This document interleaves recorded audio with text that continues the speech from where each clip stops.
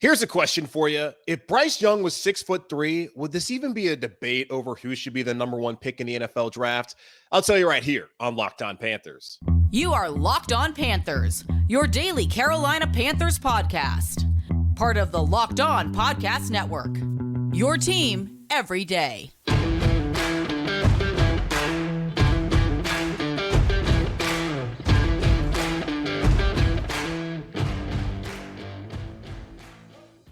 Welcome into another edition of the Locked On Panthers podcast, a part of the Locked On Podcast Network. I'm your host, as always, Julian Council, talking Carolina Panthers with you every Monday, Tuesday, Wednesday, Thursday, and Friday. Your team every day. That's our motto here on the Locked On Podcast Network. Subscribe or follow for free on YouTube or wherever you listen to your favorite podcasts. And be sure to follow me, Julian Council, on Twitter at Julian Council, where on Fridays I answer your weekly Friday mailbag questions either at me or DM me over on Twitter to get in your questions for tomorrow's edition of the weekly Friday mailbag right here on Locked On Panthers. This episode of Locked On Panthers is brought to you by FanDuel Sportsbook, official sportsbook of the NFL. Make every moment more. Visit FanDuel.com/lockedon today to get started. We are 3 weeks away from the NFL draft, and boy, I really need those 21 days to go by quickly because I am running out of and probably have run out of things to say about the number one pick. I'm even running out of things and probably run out of things to say about what the Panthers should do at pick 39. Now, of course, when you see the Panthers go out there and sign guys like Kamu Grugier-Hill, which they did on Tuesday, that then kind of changes the calculus of what they do at 39 and at 93 and some of the later picks. And we'll talk about positionally what probably makes the most sense for each one of the picks the Panthers currently have. Now, yes, it sounds like a mock draft, but I'm not going to tell you what player to take because I have no idea what linebacker the Panthers could potentially take in the fifth round and decide to take a linebacker in the fifth round. So we'll talk about that here shortly on the show, but I am running out of stuff, y'all. And I've already told y'all, draft season, not my favorite time of the year. Now, it helped, especially last month, that the Carolina Panthers moved up to number one, because now we know that they're going to take a quarterback. And we're spending all this time talking about Will Levis and Anthony Richardson, but really more talking about Bryce Young and CJ Stroud, rather, and talking about, hey, who should be the quarterback here in Carolina? So for me at this point in time, yeah, I want Bryce Young. I think he's the best player in this draft at that position, but I'm totally fine with CJ Stroud. I'm also fine with Anthony Richardson. I'm less fine with Will Levis, but if that's what they want to do, fine, go ahead.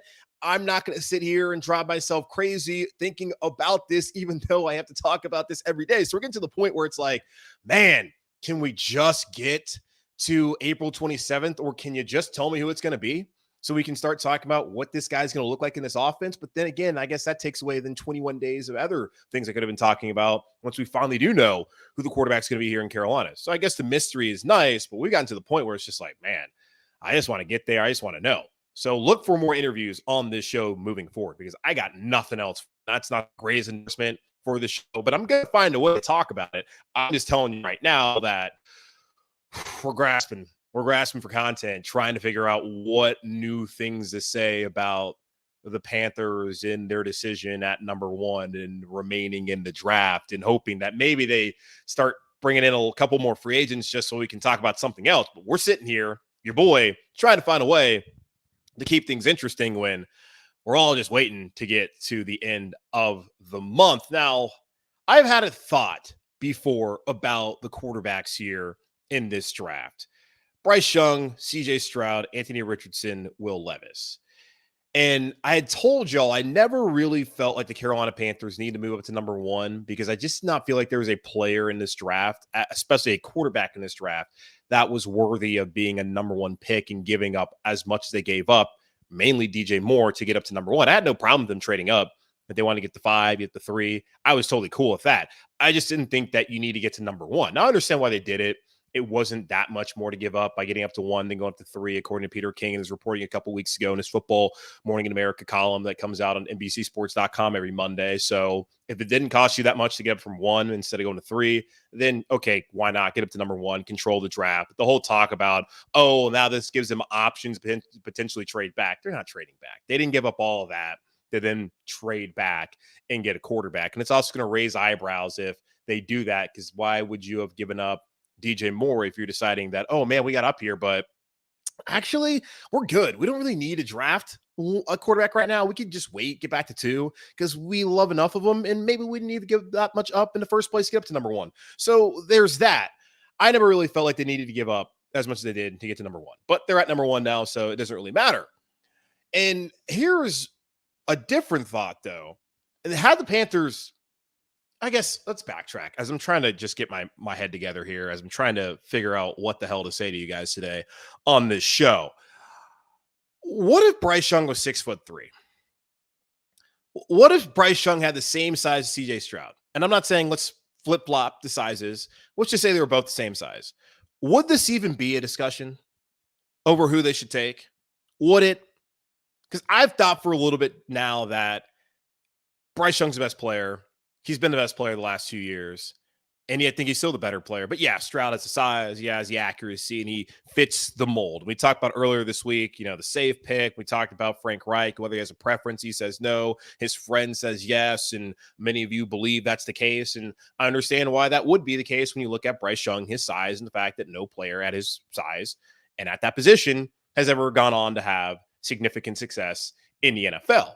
But if he was 6'3", would we even be having a discussion at all? Which kind of brings me back to taking the best player at that position. Bryce Young played in the SEC, which is by no means the NFL, but he played a lot bigger than he actually is. It wasn't like he was in and out of the lineup and constantly dealing with injuries and having surgeries and rehabbing just so he could go out there and play and then getting beat up again. That was not the case. It's not like he's a runner that his play style puts him in a situation where, oh man, he's going to get hurt. If anything, he probably should run more than he actually does. According to Jimmy Stein of Lockdown Alabama, we talked to a couple weeks ago about Bryce Young, but he's been the best player.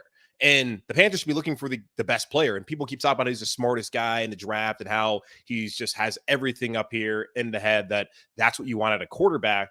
The one thing is, he's just not tall enough. And I'm not the only one that had this thought. Perusing the internet, NFL Network went out there, asked a couple people, including David Carr, who the Panthers should select.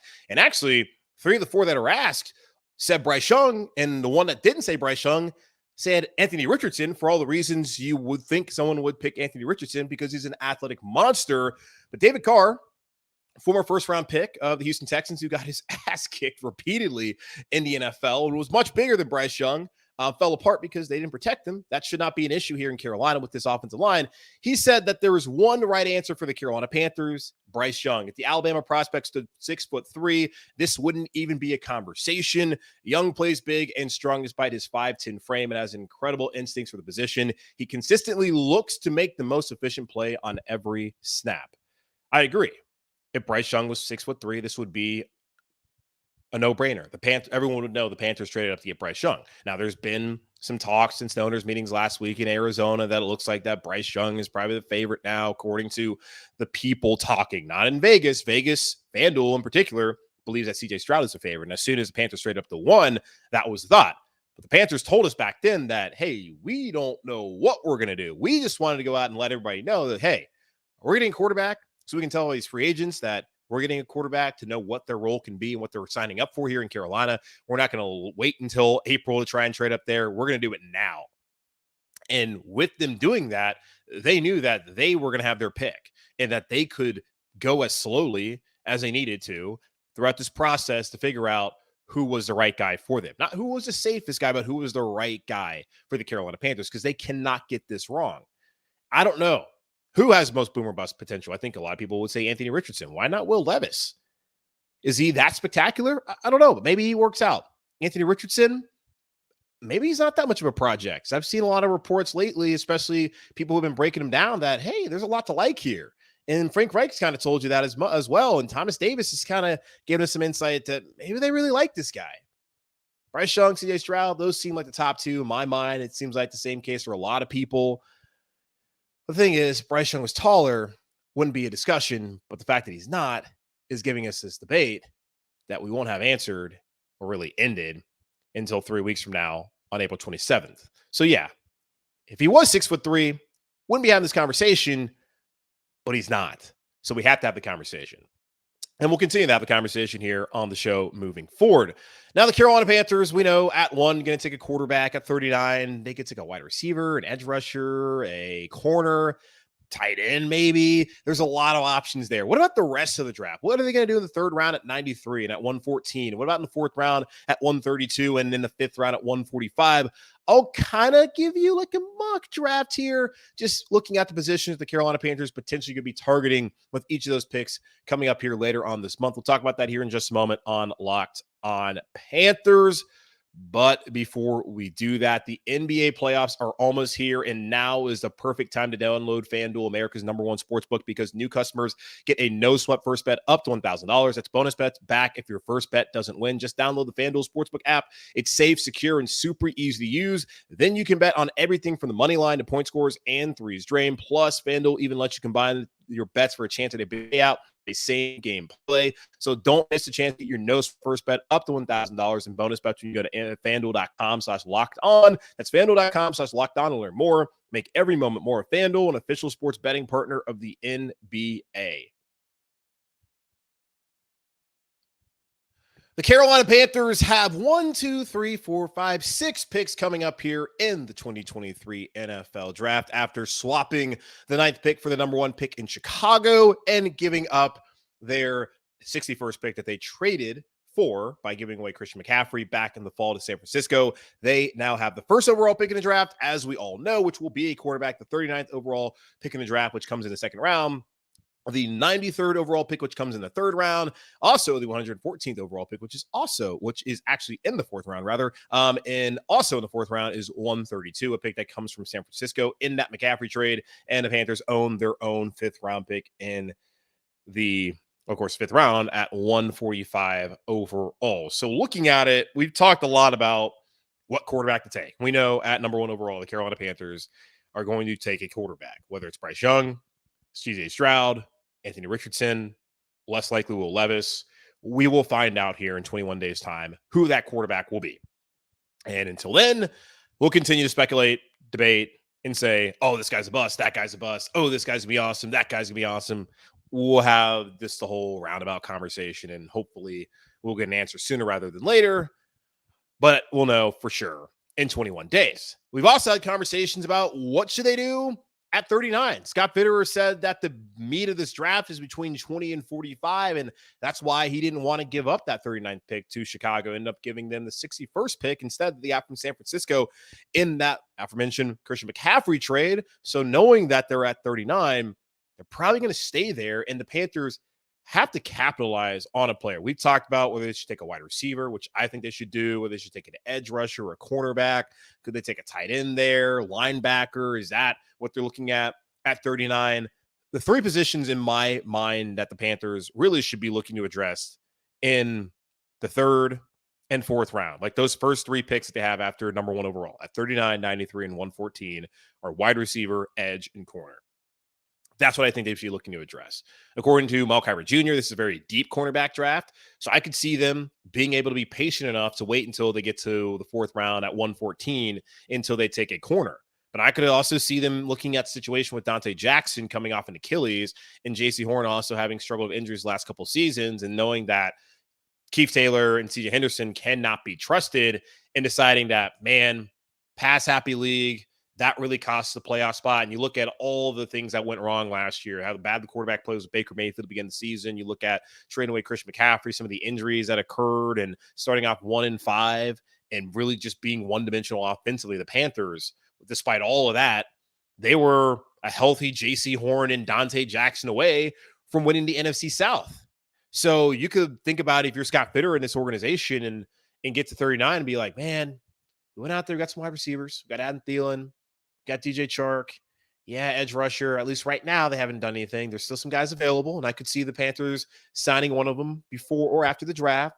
But they signed one before that helps them go best player available there at 39, which is going to be their philosophy anyways. When you're looking at it, especially if it's not too crazy on your board, do you take a corner? Knowing that you got Brian Burns and that he's been durable and that you got enough out of Frankie Louvu and Marquise Haynes, even though, yeah, you're bottom third in the NFL when it comes to rushing the passer, but it wasn't that big of a drop off from the year before where you had 39 sacks when Hassan Reddick and Brian Burns were there combining for 20 of those. Last season, you had 35. So you fell off by 4 sacks. And maybe a guy like Marquise Haynes can have a better season, and we'll see what could be added with Frankie Louvu. And the same thing with a young player like Amari Barno. Does it finally click with Etor Gross-Matos? Do you get more pass rushing out of them? Does does Derek Brown become an interior pass rusher? Are there other guys out there on this roster who step up? And then that allows you to think about, all right, we need more depth at corner. Dante, it's probably his last year. He's been banged up since I got here. I being Scott Fitterer. Do I go out and get a corner? Someone that we can trust and develop and believe in, especially when Dante goes down or JC goes down, and when Keith Taylor, hopefully not, and CJ Henderson, again, hopefully not, falter in that situation. Corner could make a lot of sense there at 39.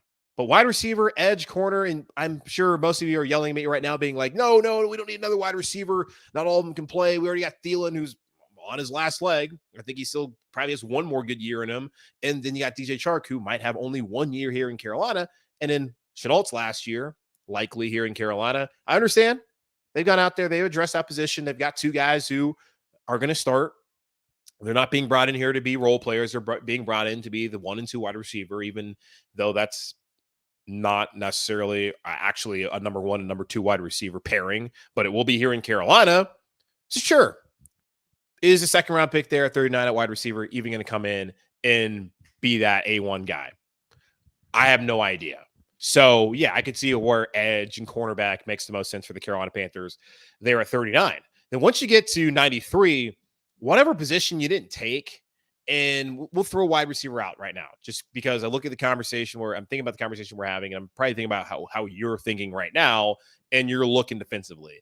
Say the Panthers decide that they're good with Thielen and Chark, and they want to wait till later on in the draft to get a wide receiver. You're looking at 93, and that's where you're either taking that edge rusher or that cornerback, depending on what you did at 39. So with it being a deeper draft class at corner, you want to get an edge in the second round. You already got one in the 5th round. Was that when Barno was drafted last year, I believe? You want to get one higher up in the draft. And when the meat of the draft is right there at 39, that's where you can find an impact starter potentially, especially on the edge. So you're thinking edge rusher there if you're going to throw wide receiver out of the conversation, and it comes down to edge and corner, particularly when you look at the cornerback position. All right, your starters are going to be J.C. Horn and Dante Jackson. Like that guy, if he gets drafted at corner at 39 overall, he's coming in to be more of like that third corner, but probably not going to start off at third corner. They're going to have CJ Henderson, I imagine, starting off there. He's going to be more of your 4th, 5th guy who could then develop and be that third guy and maybe fill in and be a starter by the midway point of the season, if need be, based off of performance and injuries. So if you go edge there at 39, I'm thinking at 93 that you're probably going to end up going corner for the Carolina Panthers. And that's San Francisco's 3rd round pick, by the way, that they got in the McCaffrey trade. So 39, you could be looking at edge, and then at 93 in the 3rd round, in this situation, you're probably looking at cornerback because that is a deeper position group. But there's also the conversation of, okay, if it's a deeper position group, couldn't you go wide receiver? But wide receiver, year in and year out, there's going to be guys available. And does it make sense to get a wide receiver at that point in time in the draft? Just thinking that, all right, there's big time receivers coming out every year. You look at the $84 million in cap space the Panthers are going to have next year in 2024, and potential situations with contracts, other players, and maybe be able to trade for them and sign them to extensions, or we'll see who's a free agent next year.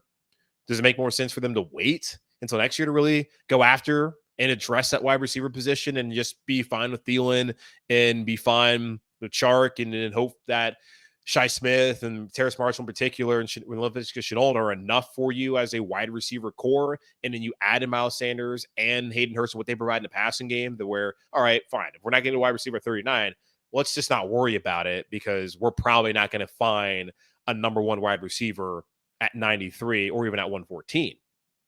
So I could look at edge at 39, corner at 93, and then we're getting to 114, and it's kind of like, all right, let's see. Do you want to take another wide receiver, take one? We just get into the conversation I just had, or do you want to take a tight end? And this apparently is a very deep tight end class. And that's a position group that it takes a couple of years for those guys to really develop into, a really serviceable player, especially one who would have been a really good pass catching tight end back in college. It's going to take him time to adapt to the NFL. Now that you have Hayden Hurst here in Carolina, who's on a 3-year deal, really a 2-year deal, you look at the guaranteed money, that gives a rookie tight end the time to develop. And then once Hayden Hurst is kind of, his contract's up and the Panthers can move on from him, that guy can step into his 3rd year as your starting tight end and as a key piece of this offense as a pass catcher. So I could see 4th round, 114, taking a tight end. I could see that very much so. Now, later on in the 4th round, comes down to looking at some of the other positional needs. Maybe you're just going best player available. Linebacker would make sense. We just took a linebacker in the 4th round last year and Brandon Smith. Do you want to take another one? Especially now that you got Shaq here, looks like for a couple more years. Frankie Louvu, he's going to be a free agent next offseason. They're going to have to extend him if he has another kind of season that he had here in Carolina this past year in 2022. Greer Hill, he'll also be a free agent. Is this guy going to get enough plays? He's probably going to be more of a special teams guy anyways, so you don't get all that caught up in it. So could wide receiver make more sense at 132 or linebacker? I could see either one of them in the 5th round at 145 or in the 4th round at 132. So it's going to be quarterback in the 1st round. Just thinking through it, what probably makes the most sense, not what I necessarily want, but probably what makes the most sense for the Carolina Panthers. So we all have our own opinions and thoughts of what we would like to see. Well, what might make the most sense for the Panthers at 39 is an edge. And then after that, 93, probably a corner. Then we're looking at possibly a tight end at 114, then a wide receiver at 132, and then maybe a linebacker at 145. If that's what the Carolina Panthers feel like that's the best thing for them. But just looking at what the needs are on this roster right now, I don't think either one of those is a bad decision. And maybe early on, it's not like they've gone out and they've signed Deshaun Williams and they've gone out and they signed Shai Tuttle. So they're pretty good in the interior. But a lot of the backup interior guys are either undrafted players like Marquand Manuel, or they were drafted in the 7th round like Bravion Roy. Do you possibly get one earlier in the draft who could develop into that not first round, but that starting kind of talent later down the road? Get someone maybe in the 4th round at 132 or at 142, 145 in the 5th round. Just a couple of thoughts of what the Carolina Panthers could potentially do as we sit here thinking through the draft and knowing that, hey, quarterback there at 1, big time debate over what really matters most at 39, and the rest of it, trying to just kind of fill the gaps on this roster and think about positionally what value these positions could have at that point in time in the upcoming draft. So interesting to see how all that works out here for the Carolina Panthers. We'll come back here, take a quick pause, and wrap up the show here on Locked On Panthers. All right, so again, wanted to have Matt Miller from ESPN here on the show today, but that did not happen. I actually don't think I even mentioned that off to the top of the show, so I'm sure some of you are like, where's Matt Miller? I was promised Matt Miller. Well, he will be on, I believe, Monday's show now, because I'm going to be recording the interview Thursday afternoon, just kind of take you behind the scenes. We're supposed to record it on Wednesday, but now I'm going to be recording it Thursday afternoon, and not going to get rid of the mailbag this week unless you guys don't give me any questions, which, hey, again, need the questions in.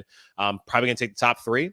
That's really just an incentive for you guys to ask better questions and the best question possible, because I will probably read as many questions I think they're really good, but I'm thinking right now top 3, and then maybe add in like the best of the rest here on the show as well. So get those in at me, DM me, Julian Council, get those questions in. But looking at Matt Miller from ESPN.com, draft analyst, probably on Monday's show, which would be really good coming out of the weekend, get his thoughts on what's going on with the Carolina Panthers, who we think should be the top pick there at 1, and what the Panthers should do at 39, and looking at some of the later draft picks that they have there at 93, and what at 114, everything we were just talking about at 132 and at 145, and thinking about what prospects, what players could make a lot of sense for the Carolina Panthers at that point in time in the draft. So we're going to get into that. And my hope is over the next couple of weeks, as we still got 3 weeks till the draft, to have a lot of guests on the show to try and break out the monotony of me talking about the draft and trying to come up with something new to say about the number 1 pick. So we'll get a couple people who cover the Carolina Panthers, a couple draft people who we have not had on the show